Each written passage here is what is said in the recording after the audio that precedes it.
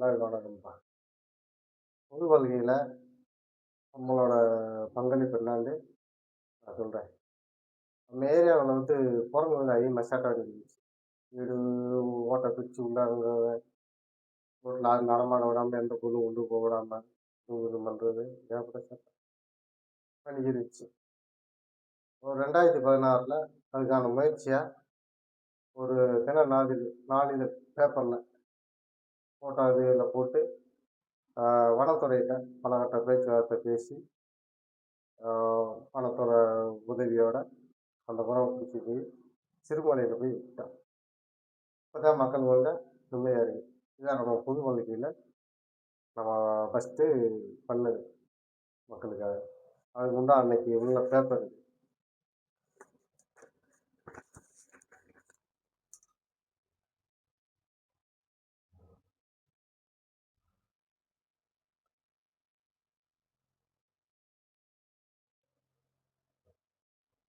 வனத்துறை நல்லா அன்னைக்கு உதவி பண்ணாங்க மக்களுக்காக.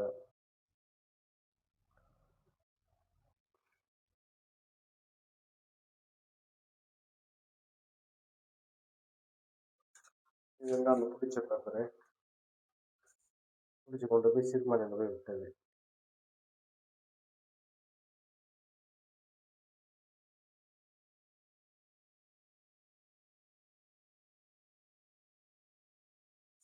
இது மக்கள் இப்போ நிம்மதியா, அமைதியா எந்த ஒரு இடைஞ்சலும் இல்லாம நல்லபடியா வாழ்றோம். இப்போ உலக நடப்பு பார்த்தா, எங்க பார்த்தாலும் சண்டை போடுறாங்க, மக்களை கொல்றாங்க, சாதாரண மக்களை, குழந்தைகள், பெண்கள் ரொம்ப மனசு தாங்கல. அதுக்காகத்தான் ஊர் வேண்டாம், வெடிக்கக்கூடிய பொருள் வேண்டாம், எனக்கு அமைதி தான் வேண்டும் என்று சொல்லக்கூடிய திங்கட்கிழமை வண்டியில் கட்டுறேன், வீட்லேயும் கட்டுறேன்.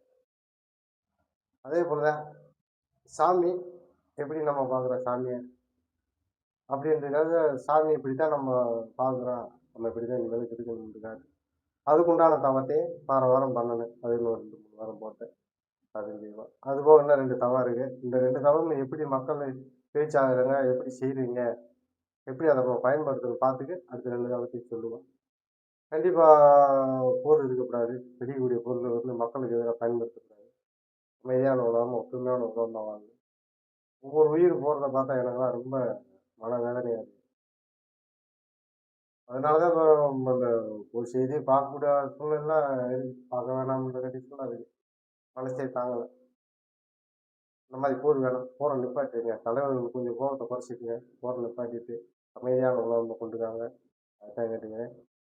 இன்னும் நம்ம இந்த மக்களுக்கு கிடைச்ச வெற்றி மாதிரி, நம்ம ஊர் மக்களுக்கு கிடைச்ச வெற்றி மாதிரி, உலக மக்களுக்கு பூரா எல்லா நன்மையும் கிடைக்கணும், வெற்றி பெறணும்னு நல்லா கேட்டுக்கிறேன்ப்பா.